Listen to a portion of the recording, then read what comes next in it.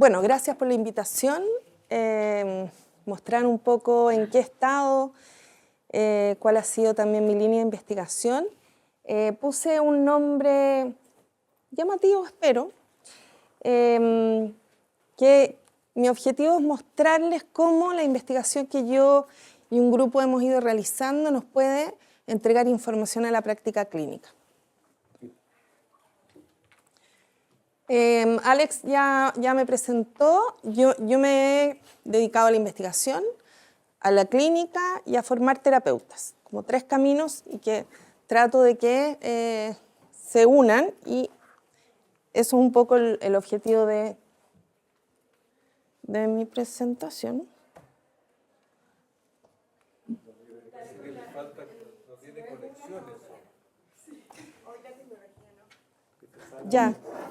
Ya, espérate. Hoy, pero es muy bonita esta zona. Qué lástima. Ya, no importa, si lo muevo así. Ay, intenta. Ya, es que también como para no estarme dando vueltas. Ya. No importa. Ahora puedo hacer como la cotilina y tenerlo en la mano. Ya. Sí.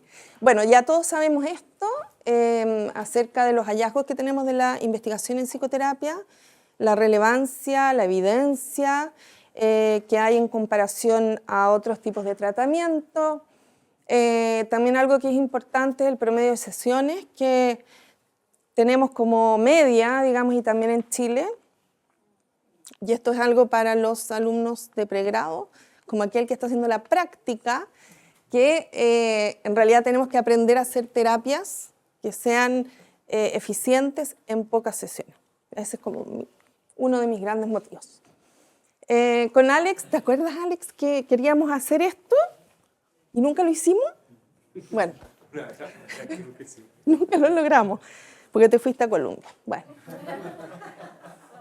fue tu culpa.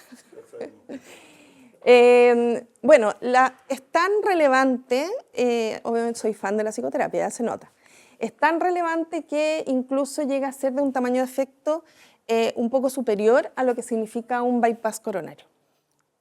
¿Ya? Quédense con esa idea. Esto no lo quiero decir. Ya, entonces, cuando nosotros estamos frente a un paciente, en este caso voy a hablar desde la depresión, porque es como lo que nos convoca. Los pacientes son muy distintos. Los que hacemos, ¿quién hace clínica acá? Ya, o sea, ya, todos me entienden. Los pacientes son muy distintos, ¿cierto? A pesar de que vengan con cierta sintomatología. ¿Qué eso que es clínicamente, que uno lo siente y que además uno suele hacer intuitivamente cosas distintas? Tenemos evidencia acerca de eso, y evidencia además de que la sintomatología, de manera categorial, no nos va a dar cuenta de la complejidad de un paciente. Para allá voy a ir. Esta es una tesis de Catalina Núñez, que ya está publicada, así que esto es como un poco antiguo, este paper. Ya está publicado. Pero lo que ella hizo fue... espérate, ¿cuánto tiempo tengo? Pues yo puedo hablar en un rato. Media hora. Ya. Bueno, entonces quédense con la idea que hay distintas redes en donde se relacionan sintomatología, ¿ya? Ocupando un instrumento que es el PHQ, ¿ya? No hay solo una red que dé cuenta de cómo se agrupan los síntomas. Desde la neuroimagen también nos encontramos con un artículo de Butch en que ellos, haciendo resonancia funcional, ¿cierto?, se encontraron con 4 grupos distintos de conectividad, de funcionamiento en pacientes con depresión, que además, ¿esto sí funcionará el puntero? Sí, ya. Entonces, 4 tipos de pacientes según la funcionalidad, que además tenían distintas sintomatologías dentro de lo que es depresión y distinta gravedad. También desde la psiquiatría evolutiva nos encontramos con Rantala, que en realidad lo que hace es plantear 12 subtipos de depresión en función de cómo, cuál es, entre comillas, la causa de ellas. nos encontramos con la depresión postparto, la depresión estacional, ¿sí? Una variedad de depresiones. Y esta que es el modelo que más me gusta porque no solo es una mujer la que publica el artículo, sino que tiene que ver con entender al paciente en su complejidad y lo que implica que uno tiene que observar, evaluar distintos factores. Lo que ella plantea es este análisis como vectorial, en donde si es que uno modifica, mejora algún aspecto, la red se va a mover. ¿Sí? Pero en realidad que lo que tenemos que hacer para entender a un paciente es entenderlo en su complejidad.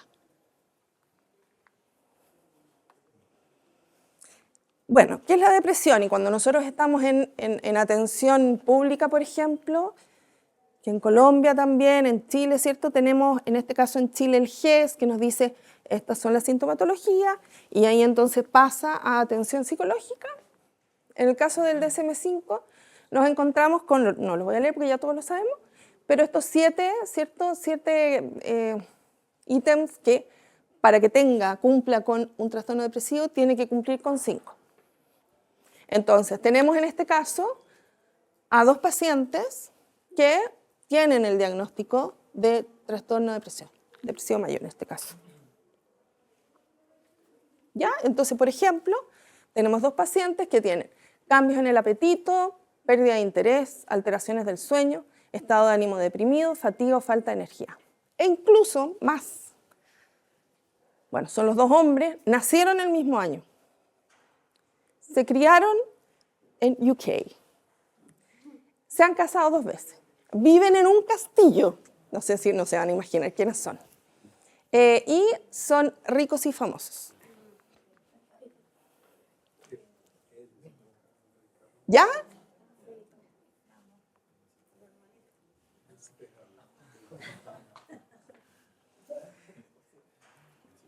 Ya les quedó clarísimo lo que quiero decir, ¿cierto?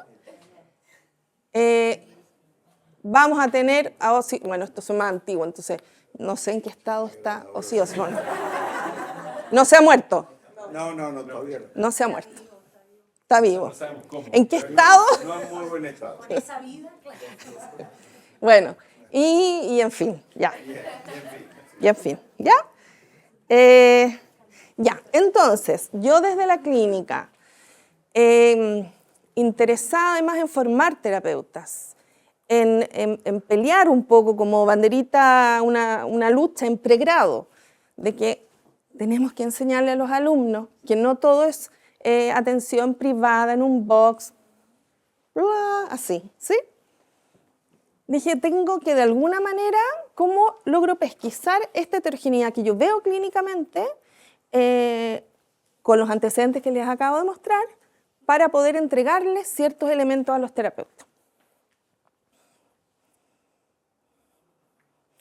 Ya. Y empecé, no, esto, bueno, es larga la historia, pero bueno. Pero lo que fui haciendo fue ir recolectando datos de pacientes que consultaban a psicoterapia, les aplicaba diversos instrumentos, por eso me siento muy identificada con todas las dificultades que existen, varios instrumentos y además proceso, y de nuevo, sí, es lo que sucede con el ROM. Bueno, este fue uno de los primeros papers, creo, en que, si ustedes se fijan, por supuesto, y las experiencias adversas, yo cuando veo pacientes, yo digo, no sé, 89% de los pacientes, si no más, ¿sí? Tienen historias traumáticas. Entonces, y a mí en pregrado, hace mucho tiempo atrás, no me enseñaron qué hacer con eso. O sea, ¿sí? Incluso como que uno se tupe o no sabe, en fin. Bueno, entonces me parecía que las experiencias adversas en la infancia eran muy importantes. Todos estos son pacientes adultos, perdón. Entonces, claramente sabemos de esta relación, pero algo que además me empezó a interesar, porque estuve metida, ¿quién conoce el OPD?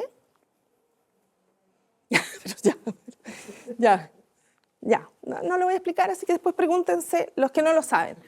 Pero sí, lo que nos permite es evaluar el funcionamiento de la personalidad, ¿ya? Más bien, evaluar ciertas funciones que están más vulnerables.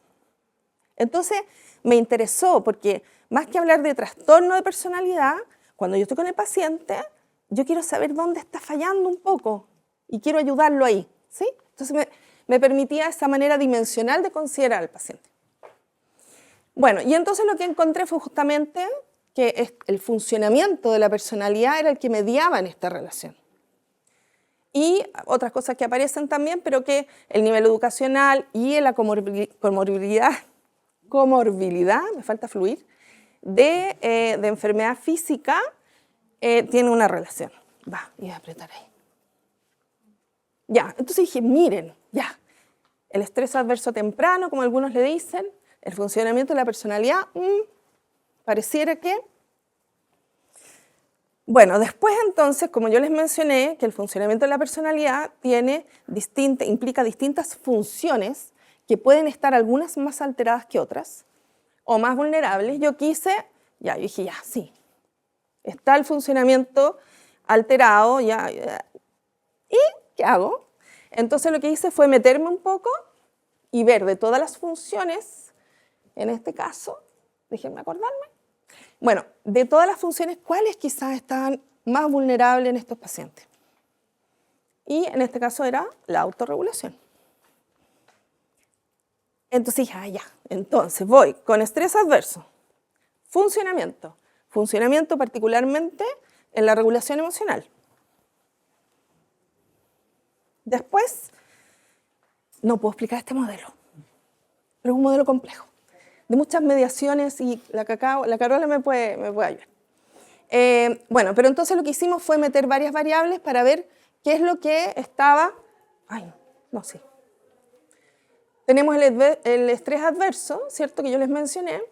Tenemos apego, tenemos un estilo de personalidad, este es como otro modelo para entender personalidad o estilo depresivo, regulación emocional y la severidad de la depresión.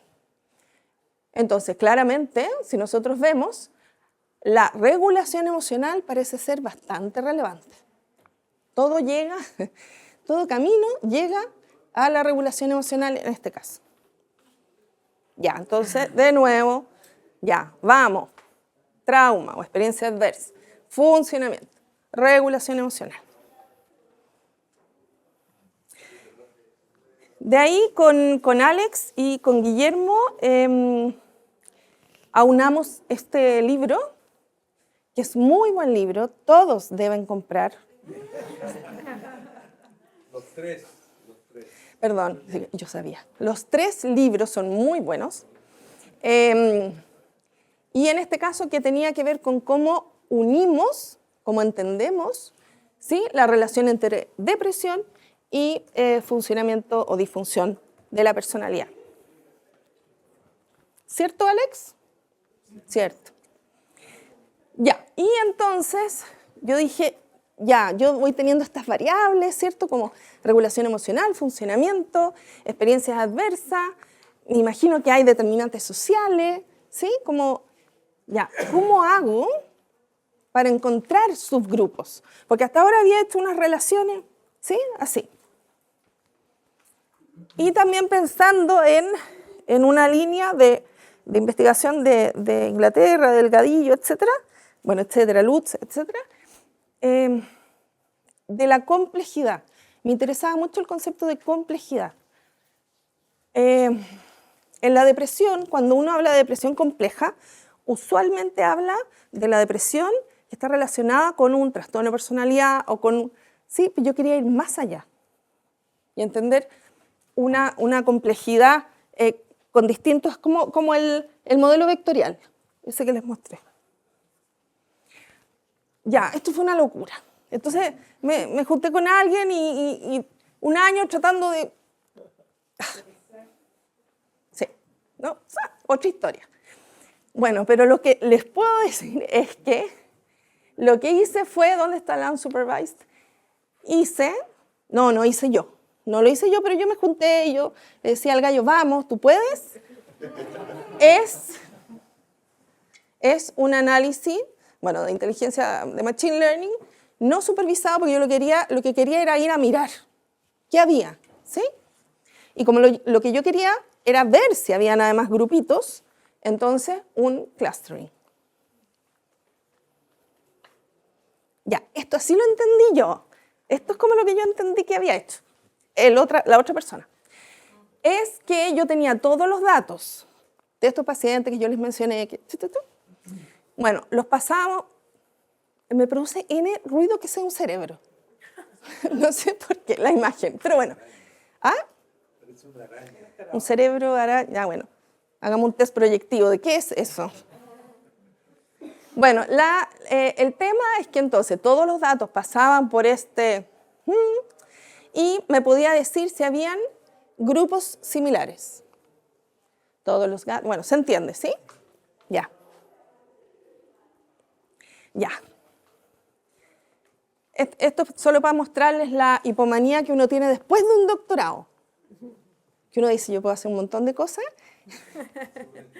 O sea, es todo el rato lo mismo. Postdoctorado, iniciación, todo lo mismo. Ya. Se me ocurrió pasarle todo este instrumento a los pacientes. Todo esto. Y me lo aguantaron. Ojo. Entonces, lo que yo ahora quería era evaluar sintomatología, experiencias tempranas, dimensión psicológica, no sabía cómo ponerle el nombre, pero lo que más me interesaba es esto, y lo social, la cantidad de redes y la satisfacción que tenían con esas redes de apoyo. Miren, logré 251 pacientes, es que ustedes no saben lo que fue esto.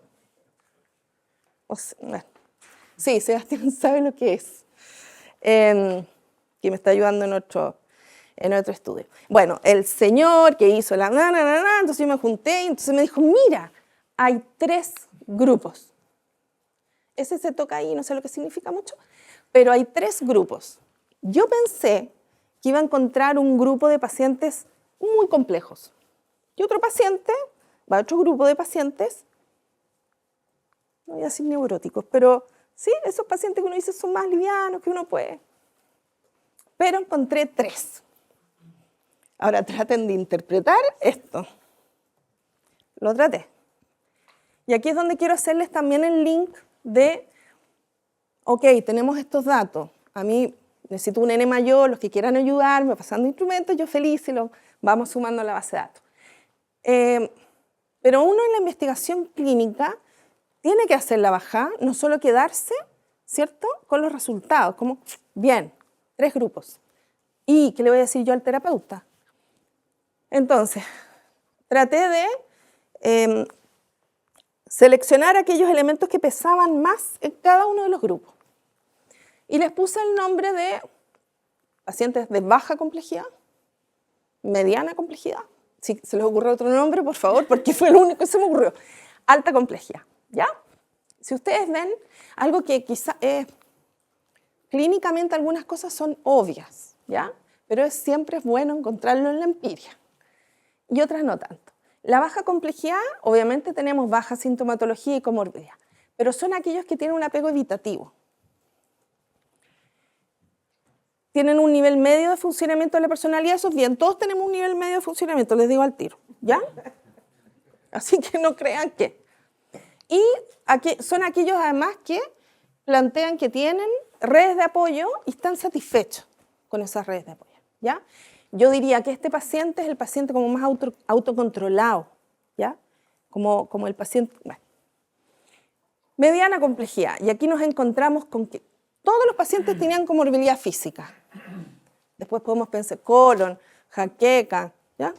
Ahí también hay una base de datos de eso. Y tenemos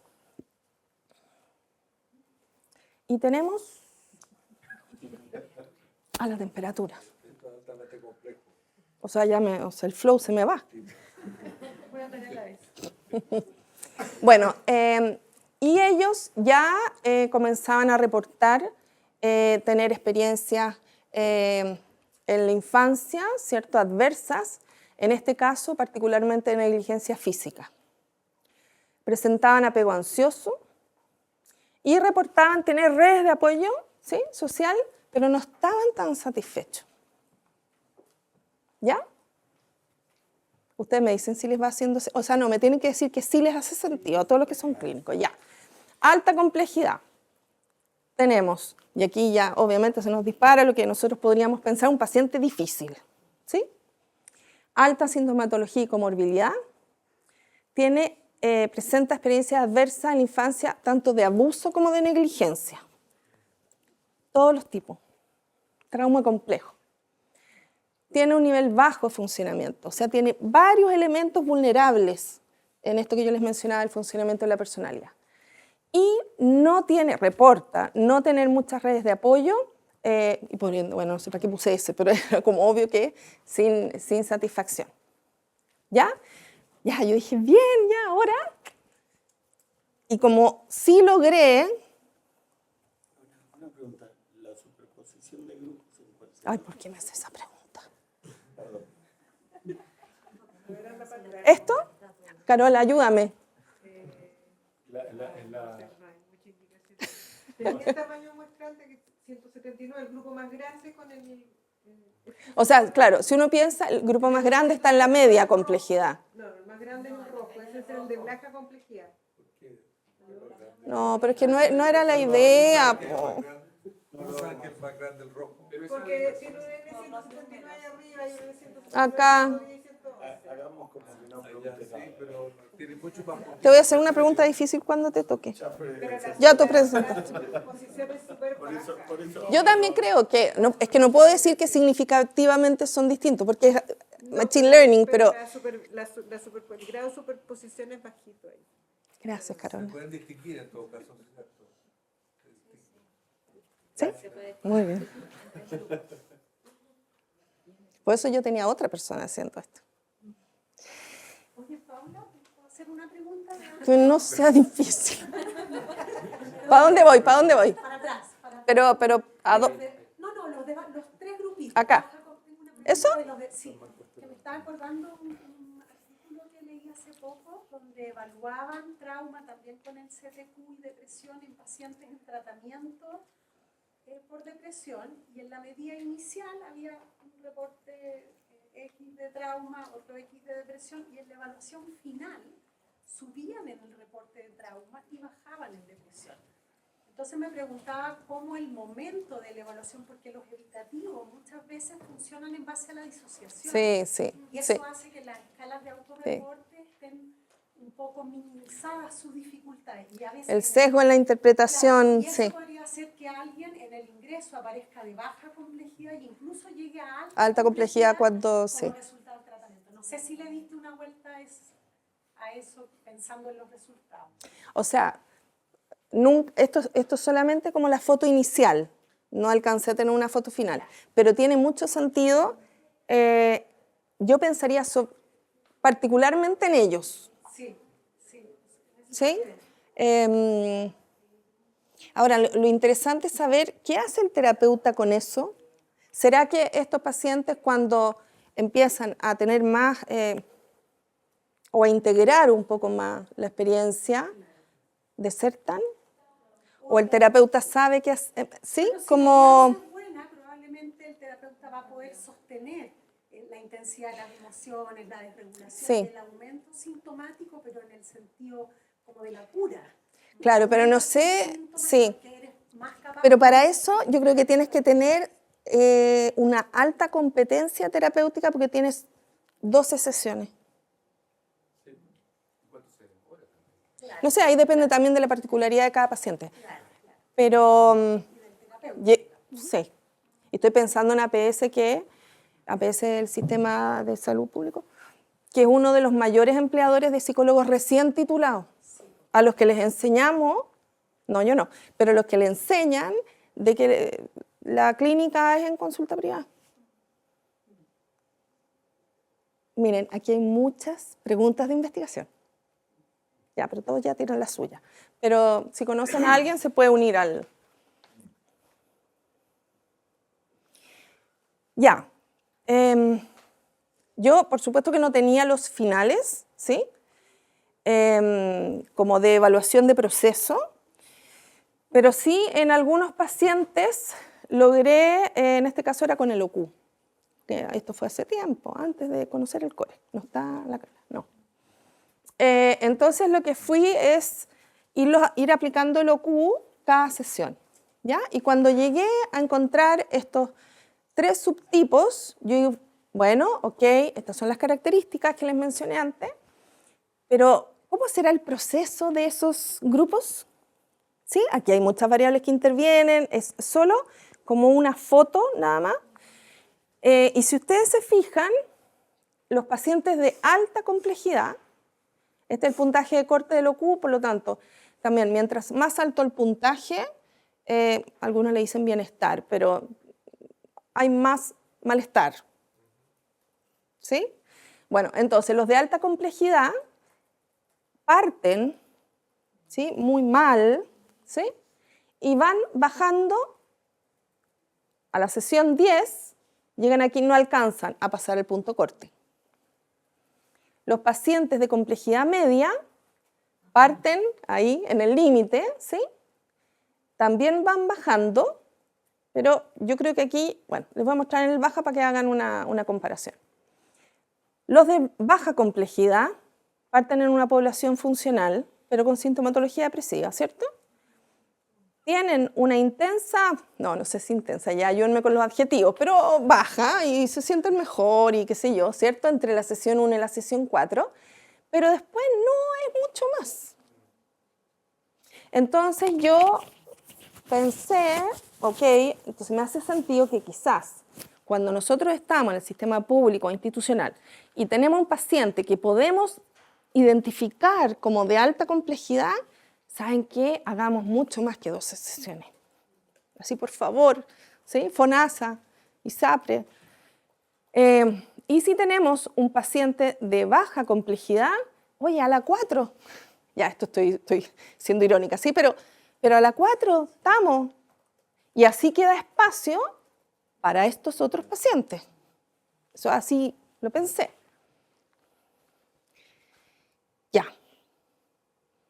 Ya, entonces yo, ok, yo voy contando cómo pienso. Bueno, entonces, yo dije, empecé a leer bastante acerca de el tratamiento personalizado, ¿ya? Toda una línea que incluye mucho, bueno, de estas grandes bases de datos, en Inglaterra, en Alemania. ¿Quién más, Rubel? ¿De dónde es? Bueno, la Kim de Jong, etcétera. ¿De dónde? Decía Rubel. Sí. Julian ya está en Alemania. Alemania, entonces seguimos en Alemania. Y es volver a la pregunta que se hace Paul, ¿cierto? En una época como que se nos hubiera olvidado, que es en toda su complejidad la pregunta hacia la que debe dirigirse toda investigación de resultados es la siguiente. ¿Qué tratamiento por quién es más eficaz para este individuo con ese problema específico y en qué conjunto de circunstancias? A mí se me aprieta la guata y digo, no puedo controlar todo esto, ¿sí? Pero la idea es como esto ideográfico, ¿sí? Esto que nosotros hacemos clínicamente.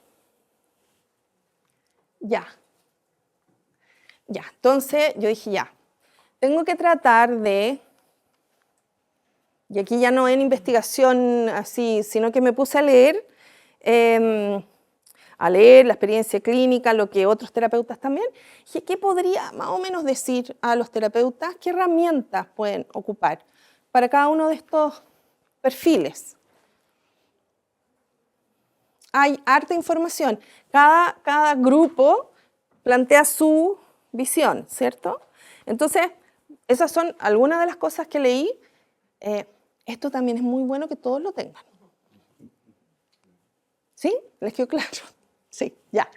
Entonces, leí desde lo más psicoanalítico, los factores comunes, etc. Esto solo les puse alguna, leí bastante para llegar a algo poquito, ¿ya? Pero que está todavía en proceso. Entonces, tenemos estos 3 perfiles. ¿Qué pensé?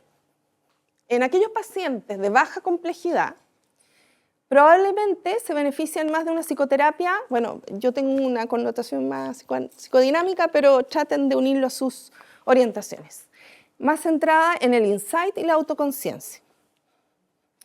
Y lo que debe fomentar el terapeuta es la autocomprensión, los vínculos, fomentar, ¿sí? Favorecer, asegurar los vínculos interpersonales y la autoestima, sobre todo por lo evitativo, ¿sí? Que pueda salir un poco más compasión, podríamos ahí ver desde distintos lugares. Los de media complejidad,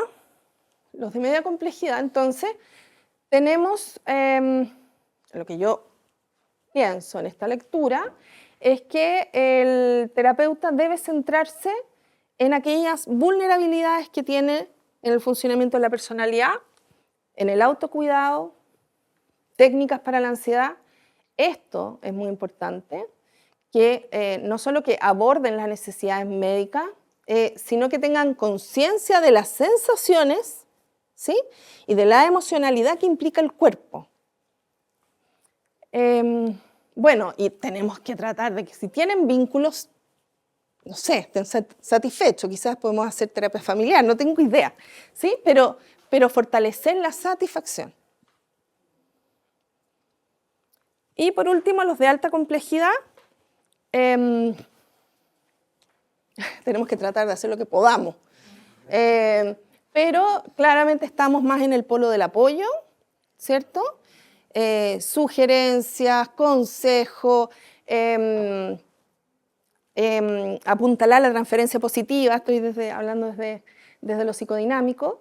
Tenemos que tener como objetivo reducir los síntomas, pero con ello también nuevas habilidades del paciente para enfrentar los nuevos desafíos y nuevas crisis también.